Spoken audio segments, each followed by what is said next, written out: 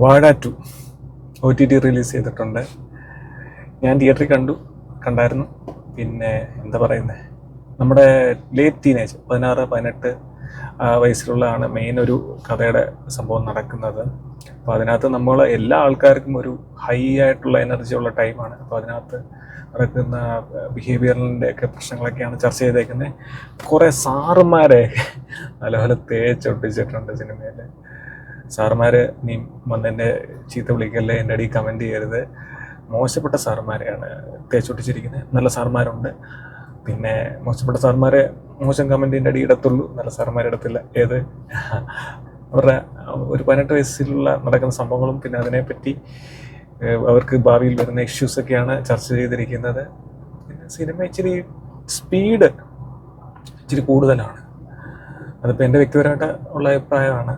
ഒരു ഇച്ചിരൂടെ വേണമെങ്കിൽ ലെങ്ത്തൊക്കെ ഇട്ടിട്ട് ആ കാര്യങ്ങളൊക്കെ ഒരുപാട് ഏരിയ അത് കവർ ചെയ്ത് പോയിട്ടുണ്ട്. പിന്നെ ഡ്രഗ്സിൻ്റെ ഇഷ്യൂസ്, പിന്നെ സിബ്ലിങ്സ് തമ്മിലുള്ള ഇത്, അതായത് സഹോദരങ്ങൾ തമ്മിലുള്ള ഇത് എന്താണ് ടച്ച് ചെയ്യാത്തതെന്ന് അറിയത്തില്ല. ആ ഒരു യങ് ഏജിലെ കുറേ കാര്യങ്ങൾ ടച്ച് ചെയ്തിട്ടുണ്ട്. അപ്പോൾ ഇച്ചിരി ലെങ്ത് കൂട്ടിയായിരുന്നെങ്കിൽ നല്ലതായിരുന്നു. അതെൻ്റെ ഒരു പേഴ്സണൽ ഒപ്പീനിയനാണ്.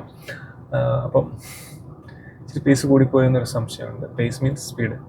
അപ്പോൾ ഈ റിലേറ്റബിൾ സാധനങ്ങളിലൊക്കെ തന്നെ റിലേറ്റബിലിറ്റി പിന്നെ ഇമോഷണൽ കാര്യങ്ങളൊക്കെ ഉണ്ട്. അതിനോടൊപ്പം തന്നെ സോഷ്യൽ മീഡിയയിൽ വീഡിയോ ചെയ്യുന്ന എല്ലാവർക്കും ഒരു എന്താ പറയുന്ന ഒരു പേഴ്സണൽ വിക്ടറി പോലെ തോന്നിയ ഒരു പടമാണ് വാഴ. കാരണം നമ്മുടെ ഒരു കമ്മ്യൂണിറ്റിയിലുള്ള കുറേ ആൾക്കാർ, അതായത് ഹാഷർ ആൻഡ് ടീം, എല്ലാവരും പിന്നെ അവരൊക്കെ പോയി ഇത്രയും ഒരു 250 കോടി പ്ലസ് അല്ലെങ്കിൽ 300 കോടി ക്ലബിൽ കയറുക എന്നൊക്കെ പറയുന്നത് നമുക്ക് ഭയങ്കര സന്തോഷം തോന്നി. അതിപ്പം സോഷ്യൽ മീഡിയ ഇല്ലാത്തവർ, വീഡിയോ ചെയ്യാത്തവർക്ക് പോലും എനിക്ക് തോന്നുന്നു ഭയങ്കര സന്തോഷം തോന്നിയ ഒരു കാര്യമായിട്ടാണ് എനിക്ക് ഫീൽ ചെയ്തത്. എനിക്ക് പേഴ്സണലി ഭയങ്കര സന്തോഷം തോന്നി അവരുടെ വിജയത്തിലെ. പിന്നെ അവർ നല്ല ഒരു മേക്കേഴ്സും പിന്നെ സോഷ്യൽ മീഡിയ എന്നുള്ള പിള്ളേർ സെറ്റും ഉണ്ടെങ്കിൽ ഇത്രയും വലിയൊരു വിജയം നമുക്ക് മലയാളത്തിന് നൽകാമെന്നൊക്കെ തെളിയിച്ച ഒരു സിനിമയും കൂടെയാണ്. അതൊക്കെ ഭയങ്കര സന്തോഷമായിട്ടാണ് എനിക്ക് പേഴ്സണലി ഫീൽ ചെയ്തത്.